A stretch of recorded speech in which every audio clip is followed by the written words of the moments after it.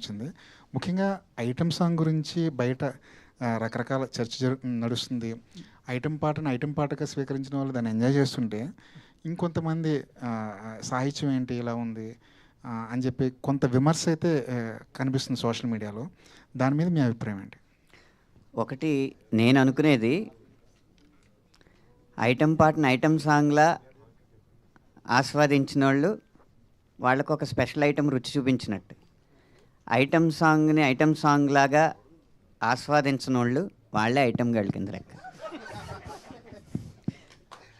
ఇక ఆరోపణ అనేది నిర్దిష్టంగా ఉండాలి. మనకు వచ్చిన భావోద్వేగాన్ని ఏదో అరిసేయడానికో, లేకపోతే ప్రత్యేకమైన ఎజెండాలు పెట్టుకుని మాట్లాడడానికో ఉంటే మనం దానికి సమాధానం చెప్పక్కర్లేదు. తాత్వికంగా ఆలోచించగలిగే వాళ్ళు, తార్కికంగా మాట్లాడగలిగే వాళ్ళు ఏ వాక్యం మీద ఏ ఆరోపణ నిర్దిష్టంగా చేసినా నిఖార్సైన సమాధానం ఇవ్వడానికి నిజాయితీగా సిద్ధంగా ఉన్నాను. అనంత శ్రీరామ్ గారు, కామెంట్స్లో కూడా కొంచెం దొంగనా కొడుక లాంటి పదాలు కూడా మీ మీద వాడటం జరిగింది. ఏంటి అవన్నీ చూసారా? అవన్నీ దొంగనా కొడుక అనేది తిట్టుగా మీరు నమ్ముతున్నారా? తిట్టే కదా అది. సో దానికి సమాధానం ఏంటంటే, ఒక్కో తిట్టు ఒక్కొక్క బొట్టుగా హే దిద్దే టట్టు నేనొట్టు పెట్టనా నాకు ఏ రోజునో నీరాజనం పట్టేదా నిందా నా కట్టే కాలేలోగా అని ఈ పాటలో చరణమే సమాధానం.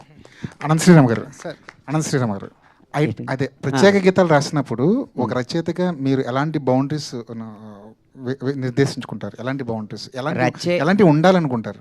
రచయిత అనేవాడు అవ్వాలంటేనే వాడికి అవధులు ఉండకూడదు. ఏ గీతానికి ఏ అవధులు ఉండవు. ఆలోచన శక్తి ఒకటే అవధి, ఊహాశక్తి ఒకటే అవధి. బుచ్చిబాబు గారు, 2-3 రోజుల నుంచి అంటే కొన్ని ఎక్స్ట్రా సీన్స్ ఉన్నాయి, డిలీటెడ్ సీన్స్, అవి యాడ్ చేస్తారు థియేటర్కి కూడా అంటున్నారు, ఒక టాక్ ఉంది. అండ్ జగదేవ్ గారు ఇంటర్వ్యూలో మాట్లాడుతూ నెట్ఫ్లిక్స్ ఎక్స్టెండెడ్ కట్లో ఇంకా చూడొచ్చు అంటున్నారు. సో ఏంటి, ఏది నిజం? థియేటర్కి ఏమైనా యాడ్ చేస్తున్నారా? రాజేష్, అది ఆల్రెడీ ఎడిట్ చేసాం, అయిపోయింది. ఈ బుధవారం నుంచి ఎప్పటి నుంచి యాడ్ అవుతుంది అదంతా.